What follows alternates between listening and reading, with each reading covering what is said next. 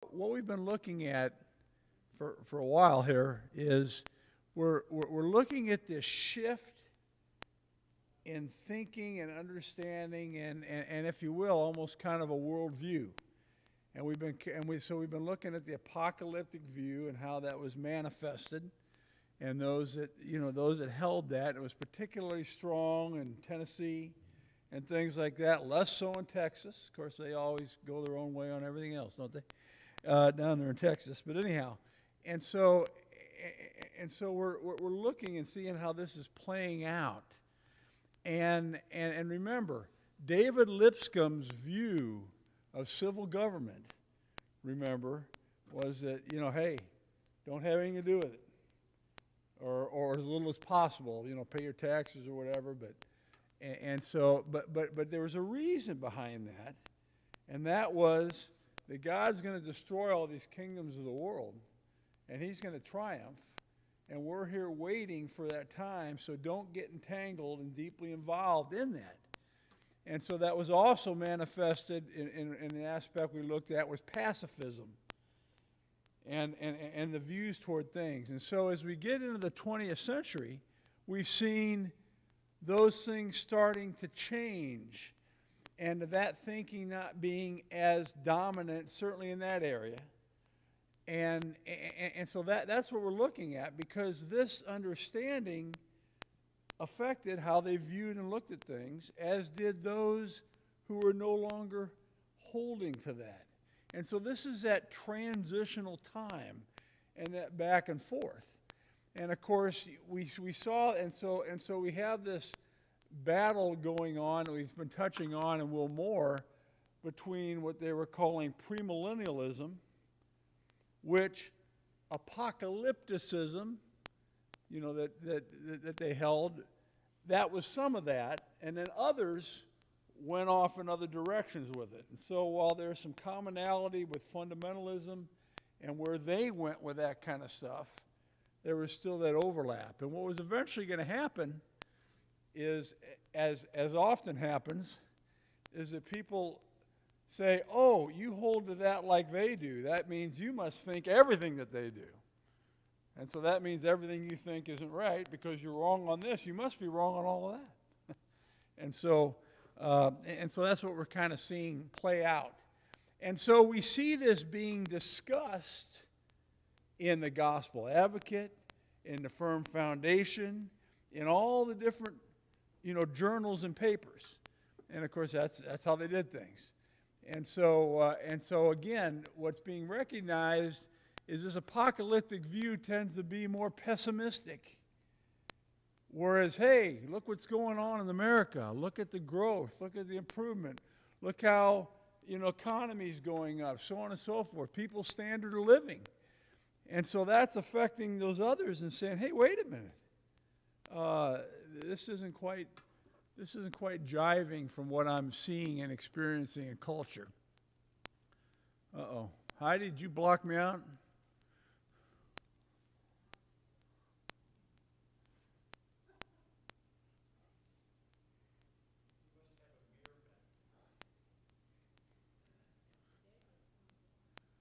It's not going. I got a green light, so there we go.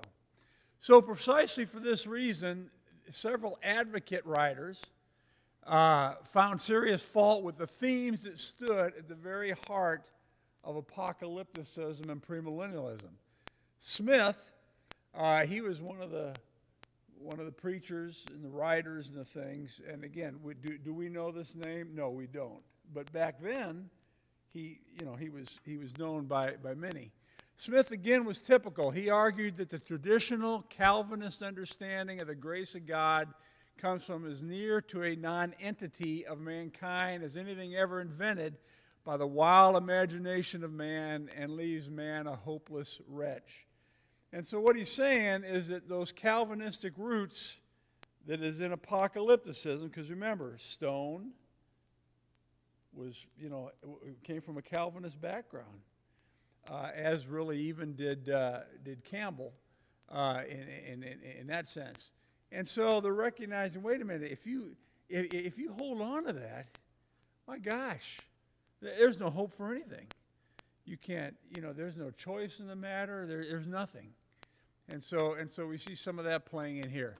The confrontation between these two perspectives, the cultural pessimism of that premillennial view held by R.H. Bull, who we've mentioned, and the cultural optimism of the gospel advocate, reached a major climax in 1927 in a major debate between Bull and H. Leo Bolles, looks kind of similar but unrelated, president of Lipscomb College.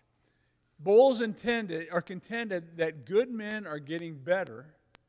Brother Bull and I, if faithful to the Lord, are growing better. And to argue otherwise, Bull charge makes the church an absolute monumental failure on the earth. And Bull simply stuck to his premillennial guns. The one and only goal of hope set before the Christian is the Lord's return. And so H. Leo Bolles is embracing that, people are getting better, not only to transform, but believe me, the idea in the culture is greatly figuring into this. But Bull said, no, it's not that way. And so that's this conflict going on. F.L. Rowe, publisher of the Cincinnati-based Christian Leader, and we're going to see more about that publication later, may have embodied in his outlook the greatest irony of the anti-Bull crusade. Standing resolute in a movement that prided itself on its allegiance to the Bible, in other words, we believe the Bible, let's follow the Bible, so on and so forth, he growls, I sometimes wish that some Bible house would get a Bible or a New Testament and leave the book of Revelation off. The 26 books preceding Revelation have everything we need in the way of faith and practice. And so he's just outwardly being frustrated because, as we know, that the understandings of Revelation are a major part of that apocalyptic view. And so he's just expressing the frustration with it. So just interesting.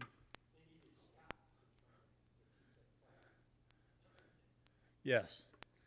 And so by the 1930s, those in the Churches of Christ, intent on thrusting premillennialists from our fellowship, focused their guns on not only on R.H. Bull, but also on Harding College in Searcy. Whoa, we're getting Harding into this. Wait, I got grandkids going to Harding. I got daughters going to Harding. So a little history on Harding. J.N. Armstrong was Harding's president from 1924 to 1936.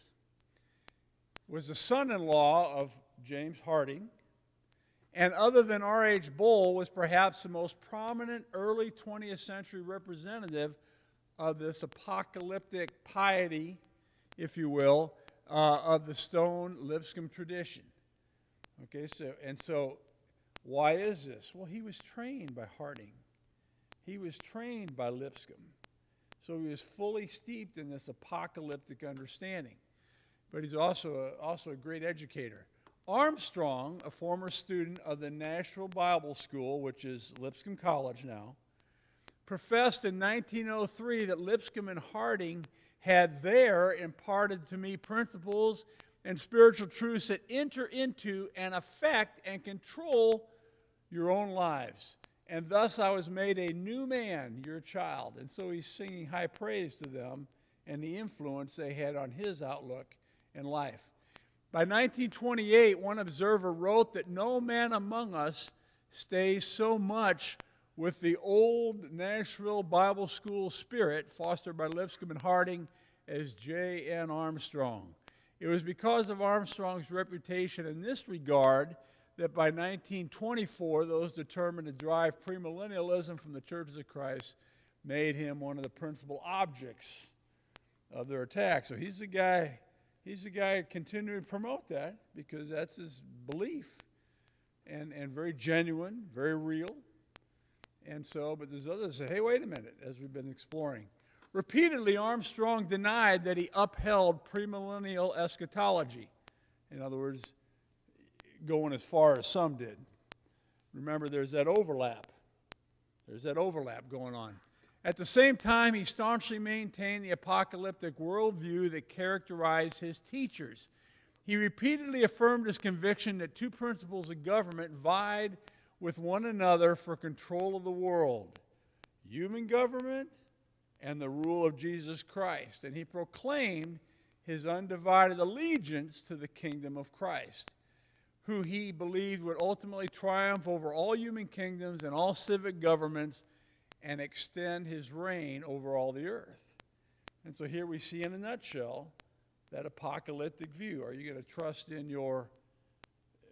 in the things of this world, or are you going to trust in Christ? And so that's continuing the battle that's going on. This notion for Armstrong was not a mere theory or matter of theological speculation. It formed the basis for radical discipleship that included his refusal to participate in human welfare. He mentioned earlier that it was Armstrong who severely criticized J.C. McQuitty, who was the editor of the Gospel Advocate, for conforming the Gospel Advocate policy to government pressure on the issue of pacifism during World War I. And we mentioned that, I think, last week. Because Armstrong understood the apocalyptic worldview was the fundamental issue, even for R.H. Bull, he refused to join in the effort to destroy Bull and his movement. Instead, he maintained a friendship throughout the controversy. So what do we have going on here? We have those that think one way and those that are thinking another. And he's friends with him. Well, sometimes in that, the pressures get such that people in friendships, because of positions people hold, he wasn't going to do that, and so that got the ire of some, as we'll see. And so again, just trying to see this playing out. Armstrong gathered around him a core faculty who shared his worldview, and who also sat at the feet of Lipscomb and Harding. Of that faculty, Armstrong affirmed in a radio address in 1941 that there has never been one doctrine taught in colleges over which I have presided that either one or both of those great men do not teach on the housetops. And he says, I'm just teaching what we've always taught. And so, again, the controversy over premillennialism became so heated that by the 1930s, that many within the Churches of Christ had difficulty distinguishing between the varieties of premillennialism on one hand and the apocalyptic worldview on the other. Bill.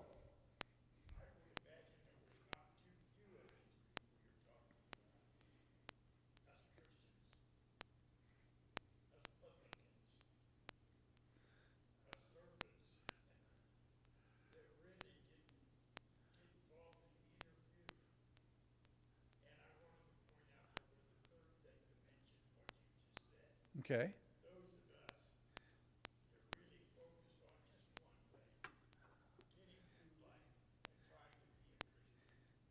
Okay.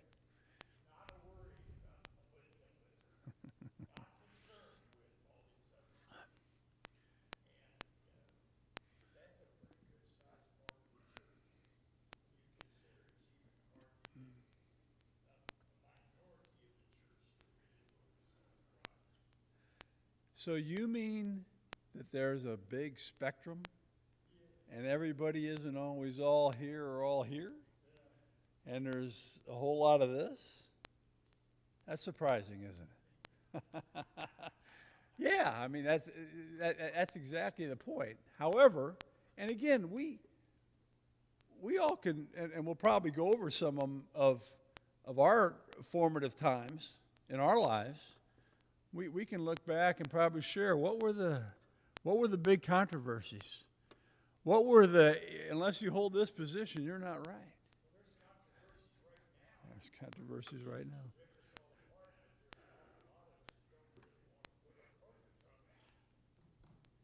Which gets to the idea of are we focusing on Christ? and Christ takes care of this other stuff. And it's not but again, this is just I just find this very, very fascinating. that this goes on, and so all of a sudden we think it's either or. It's either you're this or you're that. There's no in between, and we're certainly in a time like that now, aren't we? As you know, in a political sense, if you want to use that, because we're all familiar with it, it's either you're this or that, or at least so it's presented. And if you aren't this, then you're that. And so, and it shouldn't be that way. But anyhow, as a result, Harding College soon acquired a reputation throughout the Churches of Christ as a veritable hotbed of premillennial heresy. Okay, because somebody knows somebody that's there. It must be all of them.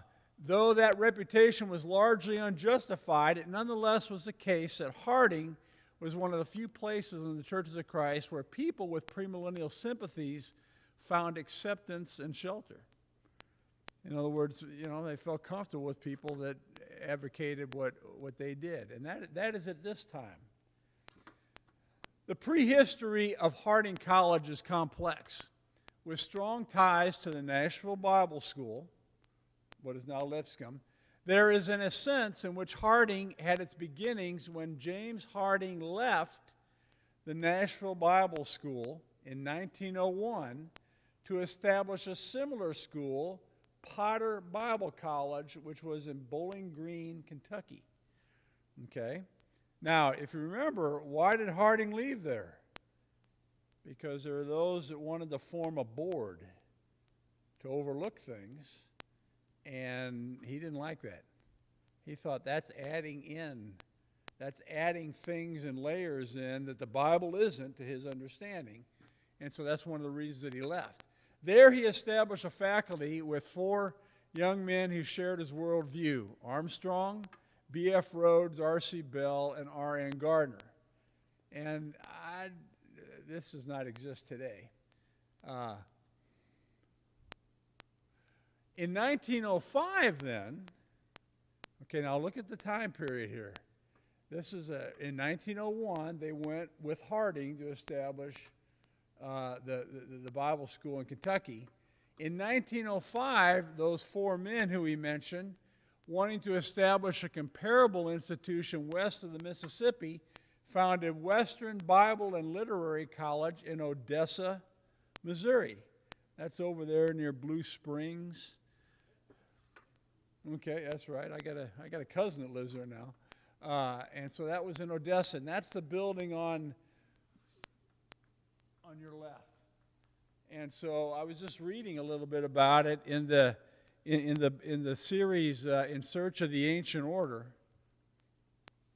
Your left. In Search of the Ancient Order, they go into some detail about that, and I was kind of looking at it. So Armstrong was the president there. So they got this. There was this building, I think, that was already there, and so again, bringing this here to Missouri. And Armstrong was not a real good fundraiser. And so these colleges were always struggling, and it didn't last real long in Odessa. And so in 1908, Armstrong and Rhodes and Bell left Odessa to help with a newly established school in Cordell, Oklahoma, and that's the one on your right. No. Yeah, that's the one on your right. And so what was interesting there is that they were so excited. You got this great big building, and that's maybe the girls' dormitory in the back, because that was added. They built that for $20,000. You can't even get a new driveway for that in your house. But they, so they, you know, you see the difference in cost back then. But again, it also struggled. And so the apocalyptic worldview that dominated the thinking of Armstrong, his faculty, and most of the members of his board finally led to the closing of the Cordell Christian College as World War I was ending. Amid the patriotic fervor that surrounded American involvement in the war, Armstrong and his faculty made no attempt to hide their pacifist positions. And not everyone at the college shared their viewpoint, even though some 38 persons from the college, and I think maybe there was 100. So remember, these are not huge places. But 38 from the college community entered the armed services. However, that was not enough for the local draft board, if you will. And remember, there was a lot of pressure put on people then. In July of 1918, the board demanded that the institution be so recognized as will unreservedly conform to all military policies and requirements of the government in order to successfully carry on the war, and no half compliance will be tolerated. And so the government's coming down on them, and that, 38 isn't enough. And so the board further demanded the immediate resignation of Armstrong and all the faculty and the board of trustees who shared this position. Because this would have meant a total reorganization of the institution, they closed. Couldn't deal with that. And so we see these fits and starts. Now, just a second. Hey, Heidi, can you put those two of the switches just so we can see this a little better? Now, in the fall of 1919, Armstrong took his seemingly migrant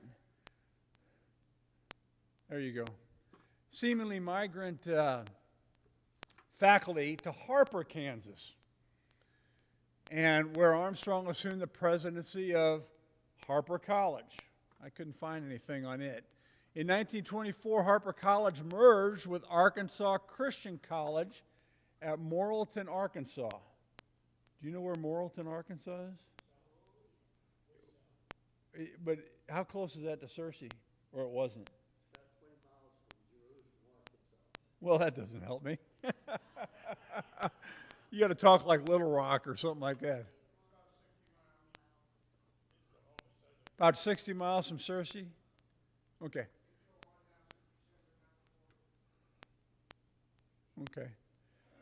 Well, so when they merged, they ended up calling the school Harding College. And in 1934, it moved to Searcy.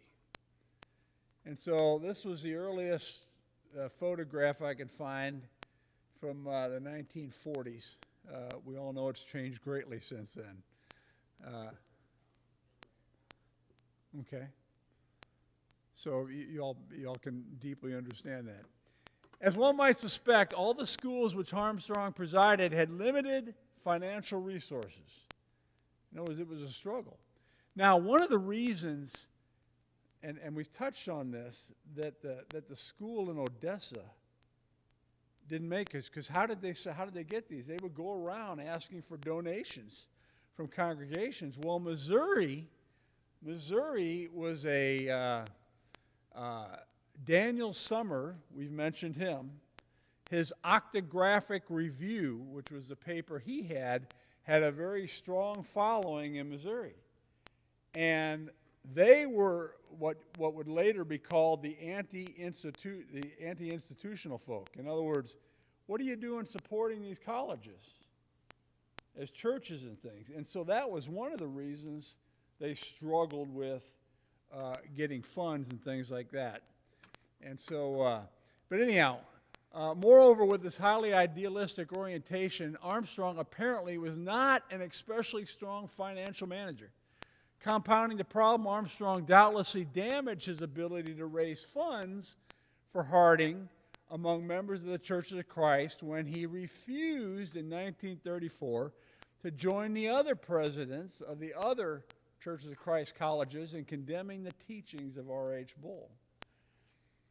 And so he's the president here. The other colleges don't hold to that. I'm not giving you money. And again, we understand that, but nonetheless, that's what's going on. Consequently, in 1936, Armstrong elected to resign from the presidency of Harding and turn the reins over to a younger man who might place Harding College on a firm financial footing. And that younger man was George S. Benson, of which those familiar with Harding would be familiar with him, because he was a president for 30, 40 years, I think, and made some tremendous impact on the college. George Benson was an American missionary and college administrator, and later kind of a conservative side of political activism after fleeing communist uprisings in China as a missionary. Benson became an anti-communist and conservative activist, taking stances against the New Deal and later racial integration. Benson served for many years as the president of Harding College and oversaw a large network through this program he developed called the National Education Program, which sponsored short cartoons, freedom forums, which were gatherings of business people to promote the American way of life, and lecture tours. And so anyhow, so Benson is a pivotal figure in this change that's gonna go on. And did a lot of good stuff, but he was also part of it, and not saying this was bad, but just a lot of stuff. Armstrong's decision to pick Benson as his successor was one of the events most symbolic of our transition from a more exclusivist kind of sect to a denomination of that period. Trained at Harper College in the Stone Lipscomb tradition, okay, so Benson was at Harper the few years that Armstrong was there. He graduated in 1923 from Harper, where he studied Greek and Bible under Armstrong, and he served as an instructor at Harding from 1924 and 25, and then worked as a missionary from 25 to 36. And when he returned home to assume the presidency of Harding. And so his experiences in China and with the communist rule and the battles going on and things like that, of course Mao wasn't there yet, but it was coming. Remember, nothing is just here and it begins. It's a long period. Yeah.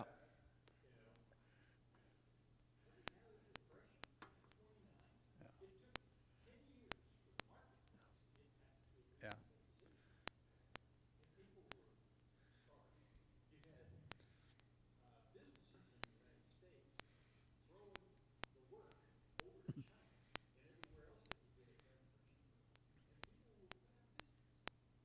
Now, was that then or that was later? Because, I mean, we understand that now because that's part of the conversation. Okay.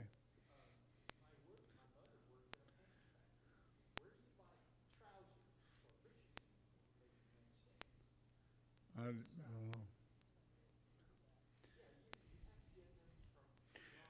However, in those times, the others, whereas certainly in hindsight, it's looked back upon and saying, you know what, those government getting involved and spending everything, doing all this kind of stuff, in the long run made it worse and longer. That's what scholars looking back now have been able to determine. At the time, there was a lot more people saying, yeah, do that. Not everybody.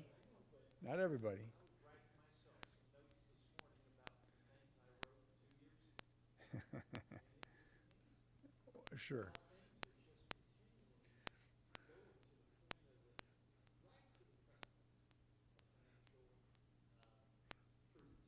Yeah.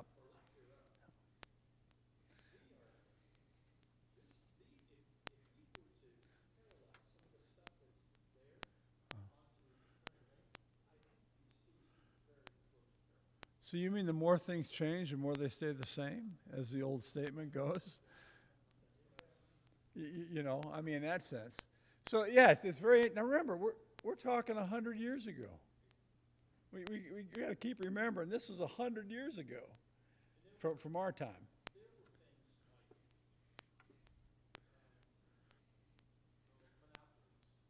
Yeah. Yeah.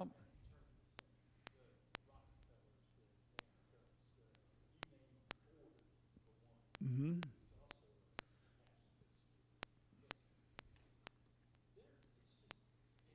It's very interesting.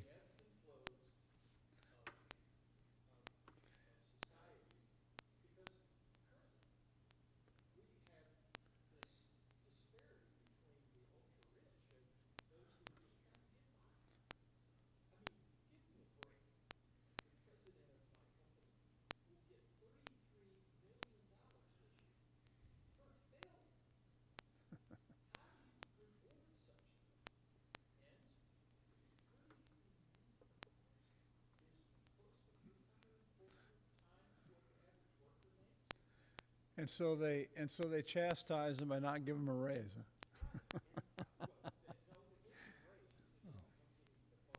Oh, not the bonus. Yeah.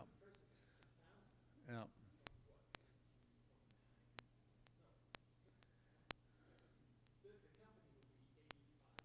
Okay.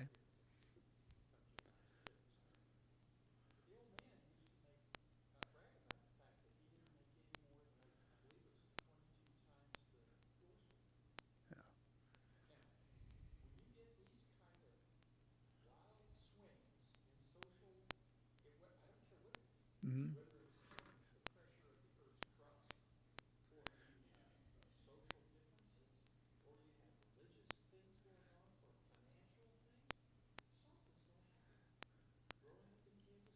Yeah.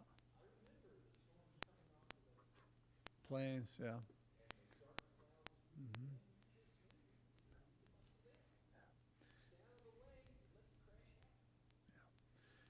So, yeah, and so we just see these things, and the more things to change, the more they stay the same, so to speak. And so, anyhow, but the idea was Benson's experiences greatly shaped how he looked at things. Greatly, as it would any of us, because our experiences do fundamentally work on us. And his experience with Chinese communism in Canton exerted significant influence, as we said, on his outlook, and largely served or severed whatever commitment he had to the apocalyptic perspectives of the Stone Campbell tradition. Remember, he trained at the feet of Armstrong, so he knew all this. But he goes out and does all this, and he starts saying, hey, wait a minute. And so communism-inspired mobs harassed Benson shortly after he arrived in Canton. And by the end of his second year there in 1926, a communist-controlled government forced him, along with all the foreign missionaries, to leave the mainland. And he returned to mainland China in 1929 and stayed until 1936. But these negative experiences greatly affected him. So he was an ardent anti-communist. Ardent because he saw what it did. You know, he wasn't holding it up, oh, that's the way to help everybody. Yeah. Yeah. Yeah. Sure.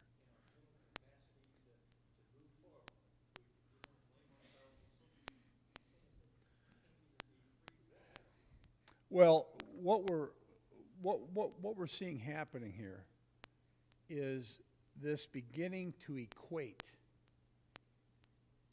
the American view of things and Christianity. Well, and again, we get how that happens, and so there's kind of an equating or a blending or like we're on the same side kind of view. And I'm not trying to necessarily be negative about that. I'm just saying that's kind of happening here. And when Benson returned to the United States in the aftermath of the Depression, he thought he saw in Roosevelt's New Deal program for recovery a greatly expanded government that approached nationalization of American industry, and he also sensed a significant erosion of respect for both government and the American economic system. But you know what? That's what it was in that time.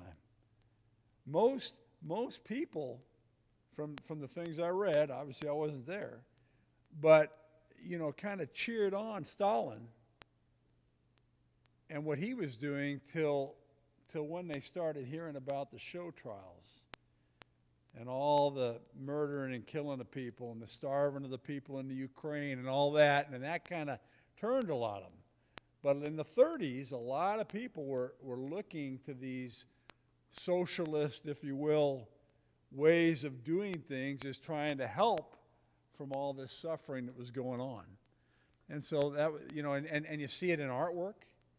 I could talk a long time about that and other things. Bill, do you have a comment?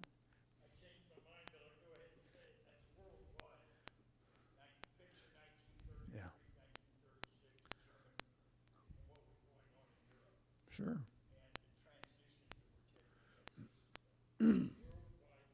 Yes. Yes. Exactly right. And it affects how you think. Especially then when you get somebody that, starts a war over there and it gets bigger and bigger and bigger, and then all of a sudden that involves you. And, those things affect how we think about things. Coupling those perceptions with his bitter experiences with the Chinese communists, Benton increasingly abandoned the apocalyptic worldview he learned from Armstrong and others at Harper and adopted instead a stridently patriotic, pro-capitalistic, anti-communist perspective. He institutionalized that perspective at Harding and in his national education program, an organization through which Benson tied Christianity to Americanism and the principles of free enterprise capitalism for a full quarter century. And again, that kind of touching on what you're talking about, the idea of freedom and the capitalist way of freedom. We're not unfamiliar with that understanding or in disagreement with it. Clearly. And so, and again, the whole point of this is not saying this is right, this is wrong, per se, or something, but this is a total change from the way Lipscomb and so many thought.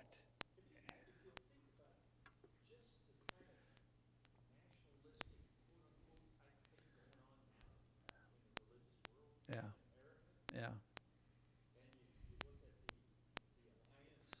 Yeah. Yeah.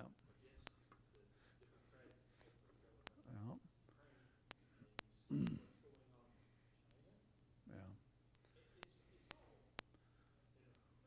It's probably linked. Yeah.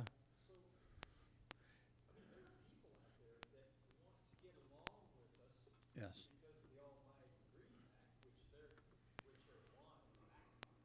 Yeah. Sure.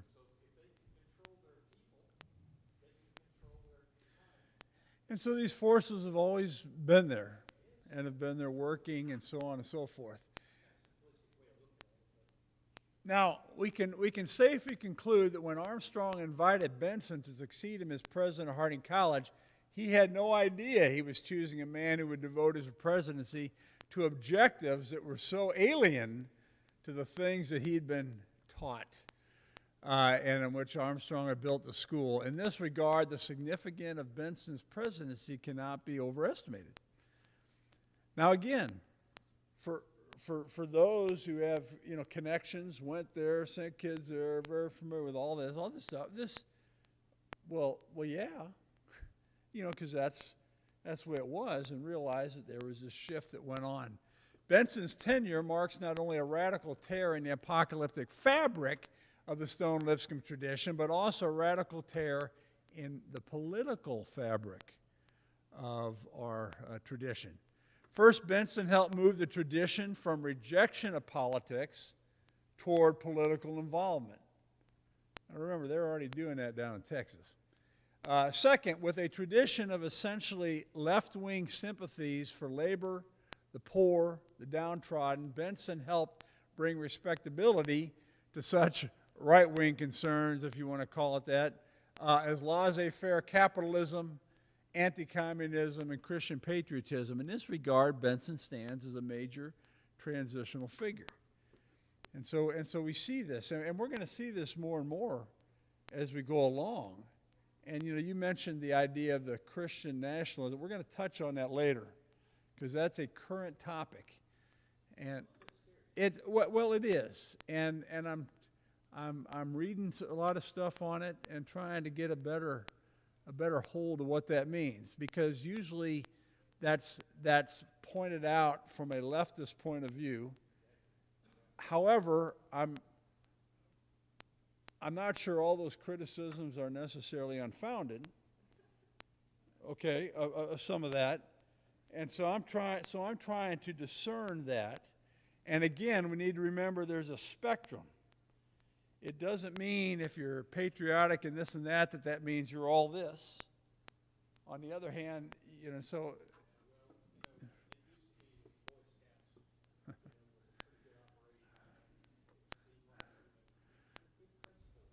Boy Scouts changed.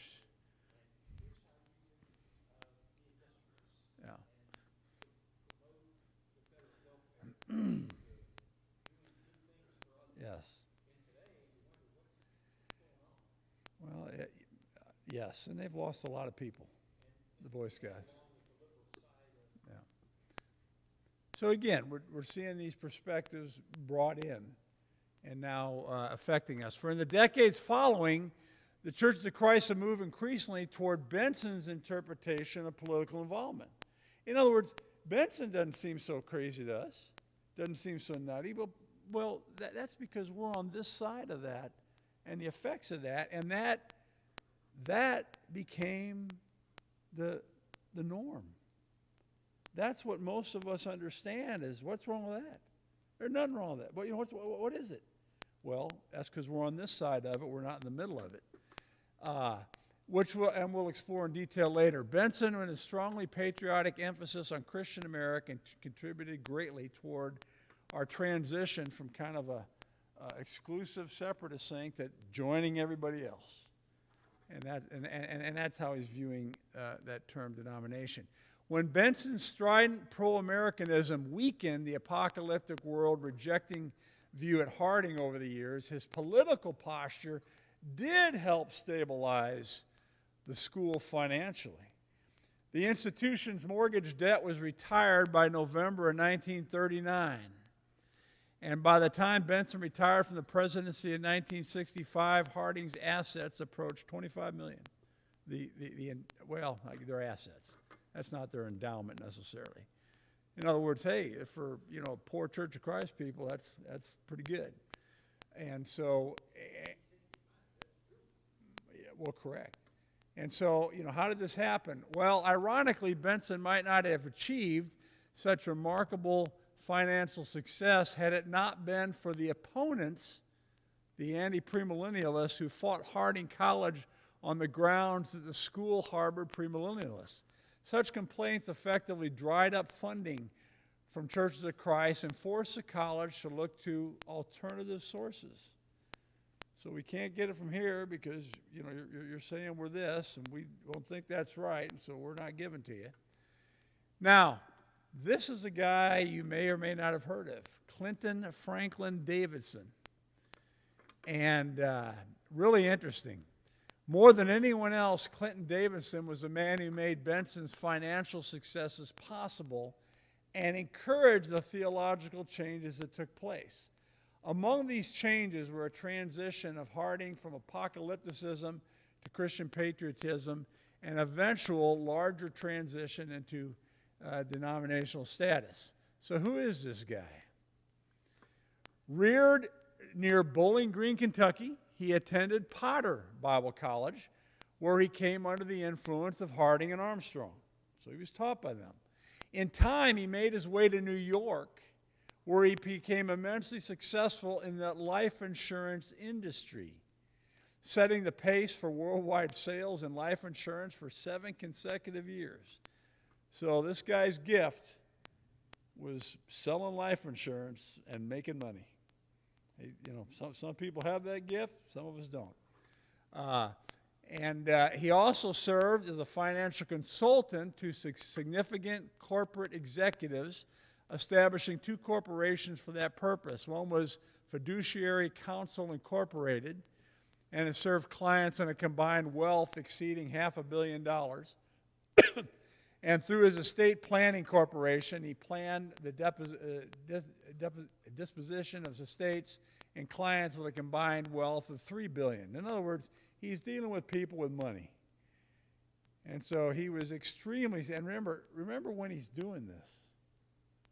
30s, 40s, okay, not, when a lot of this is happening. In 1935, gracefully recalling J. N. Armstrong's impact on his life, Davidson offered a financial assistance to Harding.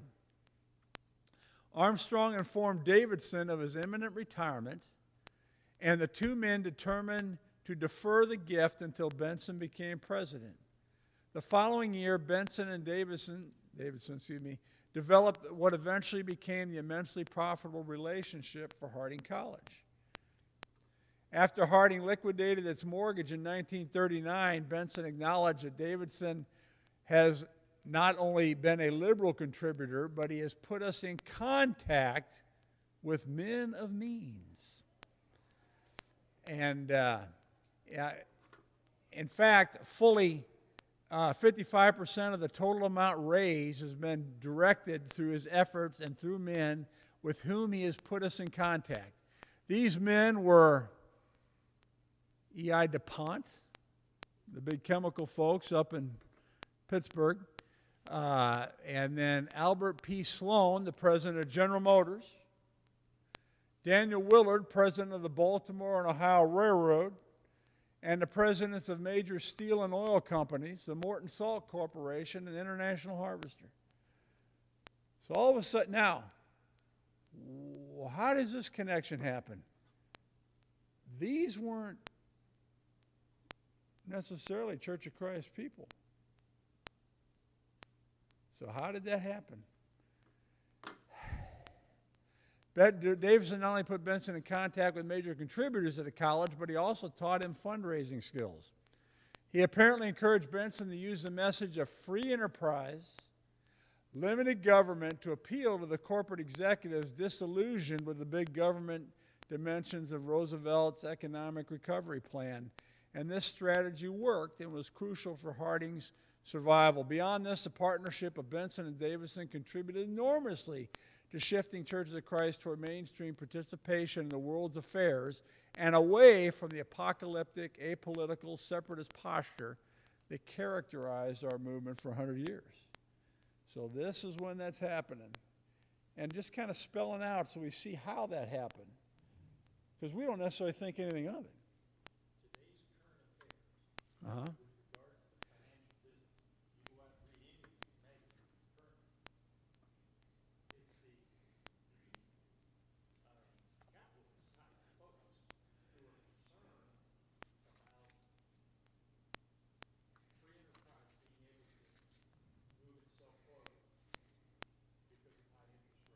Uh-huh.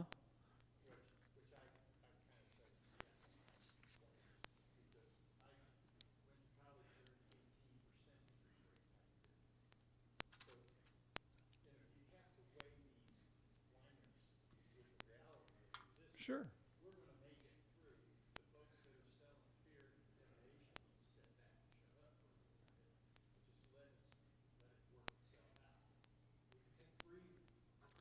Well, there's certainly a lot to sort out. But again, to see it, these things have happened. This was going on. Those that put stakes in the ground and said it is only this, we need to realize that it wasn't always only this. You know, and so we just see this change and all this happens. All right, we've got to end now, so thank you very much, and we'll